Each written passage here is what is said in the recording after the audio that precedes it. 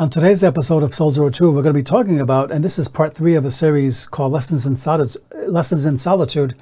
That real solitude strengthens body, soul, and spirit. And we're going to be diving into that on Solitude today.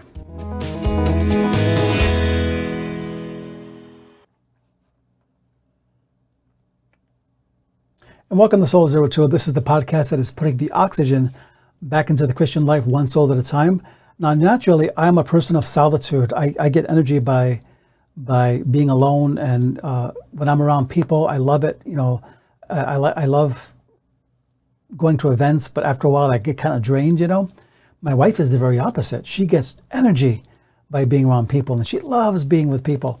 And so, you know, we have different personalities, but when it comes to solitude, we don't mean that you have to stop being who you are, that you have to stop being an extrovert.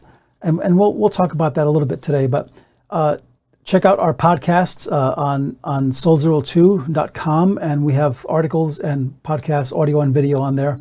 We're also on YouTube and on Facebook. And so let's dive in today.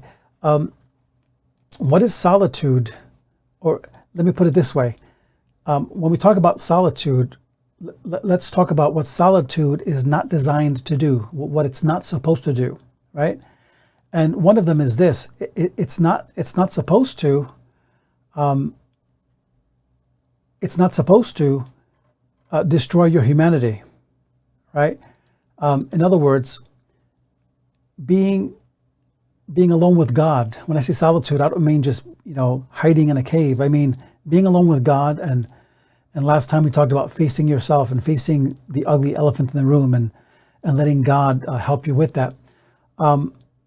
But when we talk about solitude, we don't mean that it's designed to destroy what makes you human.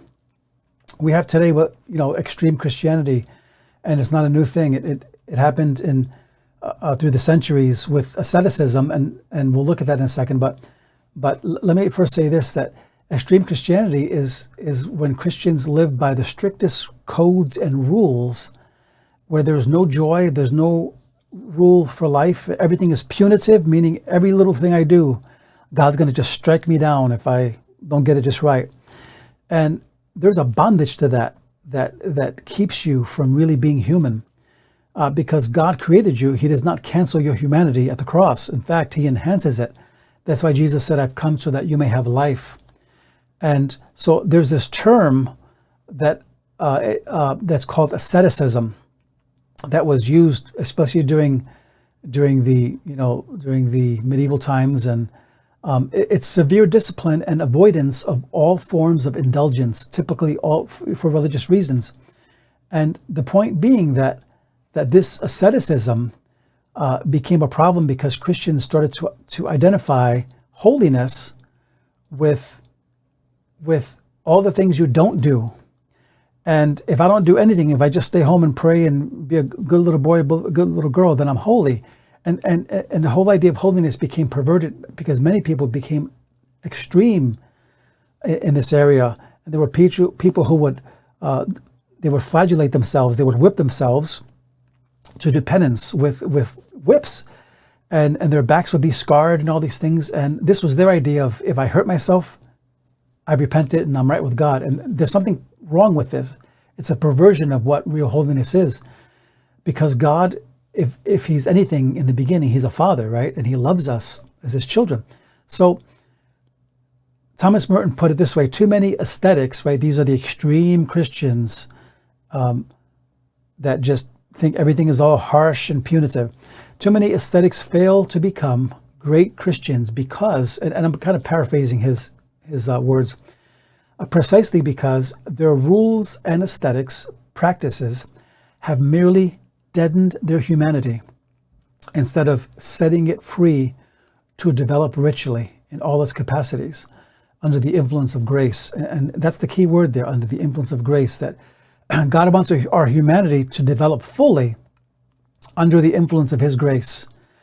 So that there are parameters, right? There are parameters to being human. I can't just go out and kill 50 people and it says, well, that makes me feel human and it makes me feel good. No, that's perverted. That's messed up. So the old belief that a real good Christian is boring, cultureless, denies everything and makes them human, that's absurd. Now, I grew up in a very strict, legalistic faith tradition. At the time, I thought it was wonderful. When you're a kid, you don't know any better, right? And everything was always controlled. Everything is bad. You know, people are bad and all this. And I always, grew up in my Christianity for the first few years, thinking that even to go to a movie theater, I couldn't do that because that was sin somehow. You couldn't go to a dance or anything, right? That's sin. Everything's a sin.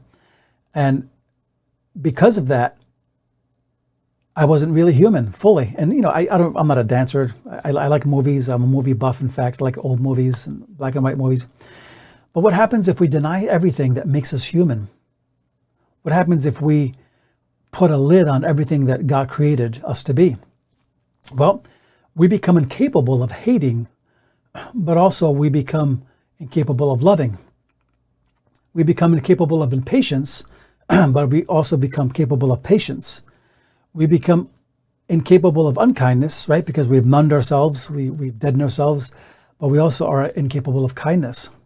And if I totally kill my passions as a human being, I can have no passion to serve God or to love my spouse or to live and to smell a flower and to enjoy a setting sun or a beautiful mountain landscape.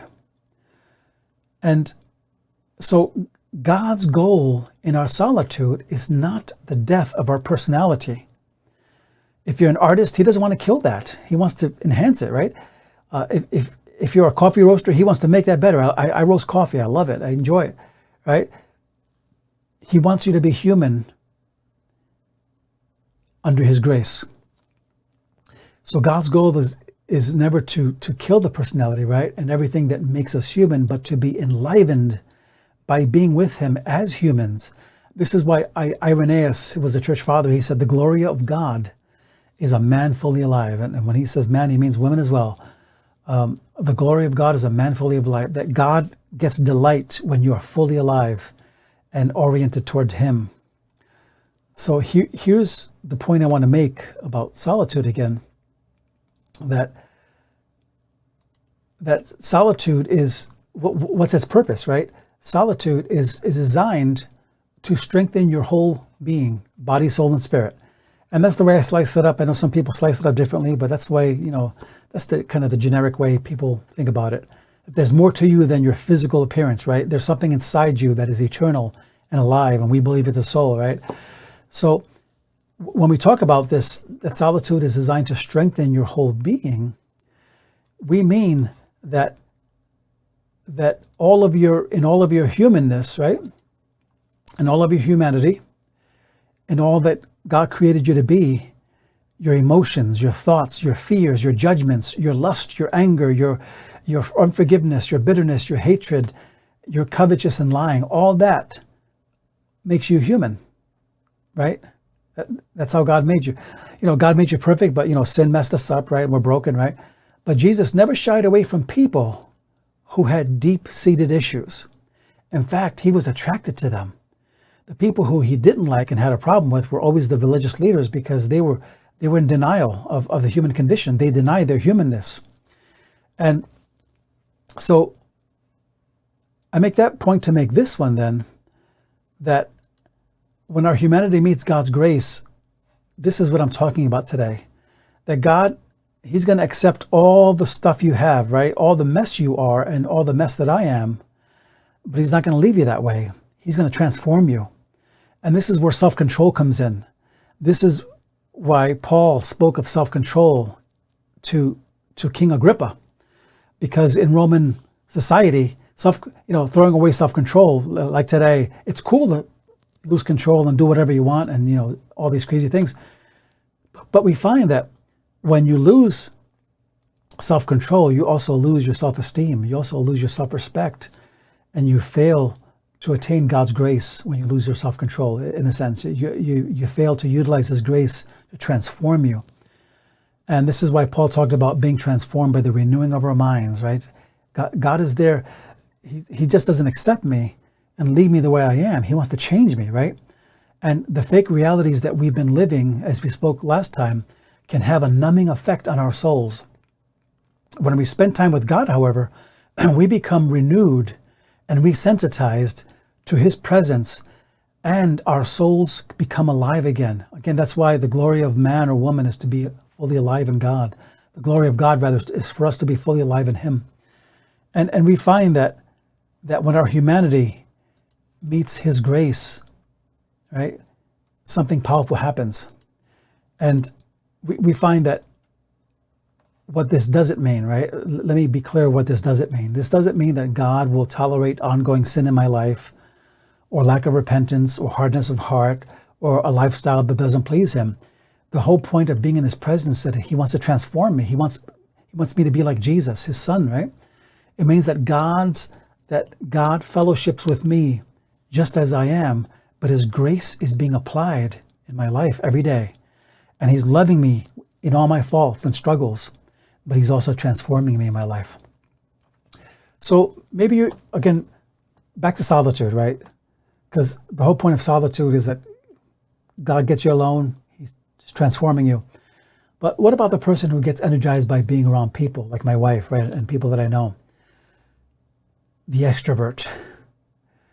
And that's wonderful. I think it's great if you get energy by being with people. One of my best friends is phenomenal. He's like a prince among people. He just has a grace and a way with people.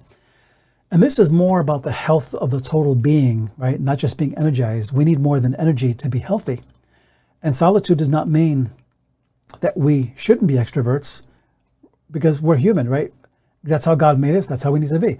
It means that our body, soul, and spirit will not truly grow by constantly being around people. That yes, we'll get energy, but it will not feed the deepest part of our spirit and hearts and souls. We have to be with God. We have to spend time sometimes alone. Regardless of how outgoing you are or I am, there's always a quiet space that we need just for ourselves. And that's why crowds can keep us from facing ourselves, right? Sometimes we can escape into a crowd. So think about solitude this way today in this 3-part series. It's like a warm bath for your soul. It's like a part of you that says, wow, God is so good.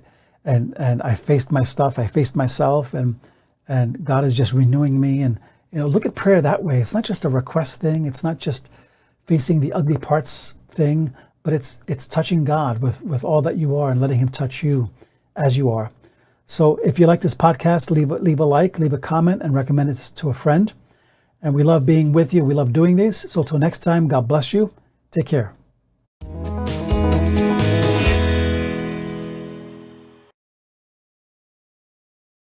And welcome to Soul Solitude. This is the podcast that is putting the oxygen back into the Christian life one soul at a time.